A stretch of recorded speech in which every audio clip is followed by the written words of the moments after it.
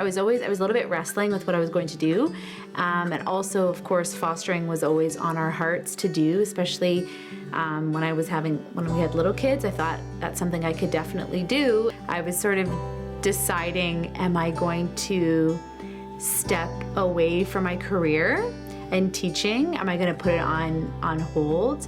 Philip would have been like 3 at the time, and Charlotte was 18 months. So that was a hard thing to sort of come to decide. I was worried about my marriage. Is this going to be straining on my marriage? Is this going to be hard on me as a young mom?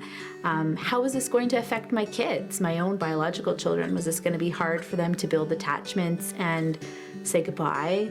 Our first foster daughter was born, and the energy in my house was insane, but it was so exciting because we had talked about this for like weeks, actually almost months, as we're doing all our training. So the kids knew there was going to be little kids that were going to come into our home. The honeymoon period of it all was just so exciting, and got to have this fresh little bundle to love on. We didn't know how long.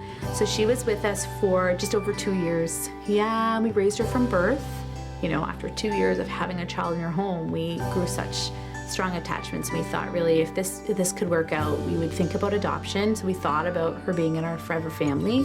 But that really wasn't God's plan. It was for her to move on and to be with her full biological sister. But we know that God's faithfulness was on her all the time. He knew exactly where she needed to go. Whenever you say goodbye to a child, it's like death.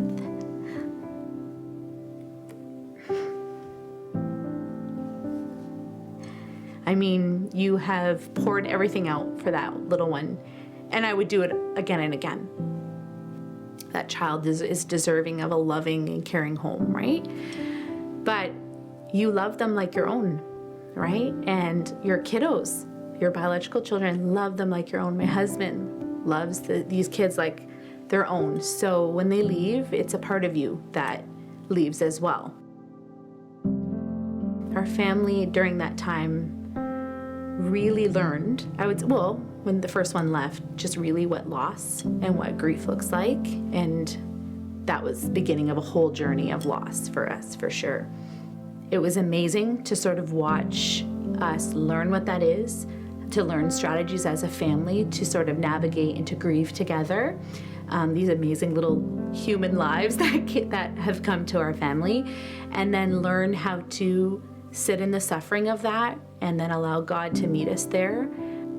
I think embracing suffering as a pathway to love has shown me I can do things beyond I ever thought I could, because I'm not doing this alone. I think a lot of times people think that people who are doing these big sacrificial love adventures are like these really aggressive, intense, crazy superpower people, but it's not. I really just think it's actually embracing more of a vulnerable side of yourself and knowing that you can do it through God's help, and like it's actually better to sort of embrace sort of that weakness part of who you are.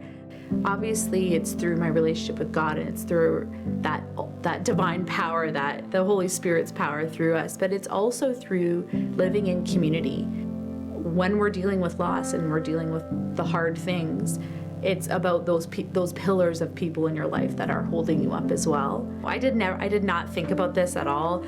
As I began to foster, I just had a deepening passion to care for kiddos, and this is definitely something I had to learn through sort of embracing darkness and death and self-sacrifice and facing hard things, like facing the darkness. That's truly in our story. That's sort of how it's gone. Being able to just say, I can face this darkness because I know I'm not going to be alone, and do it, and actually do it again. Like keep doing it, right? And you just get stronger, and you rely more on, again, God, not you, but what God is doing through you.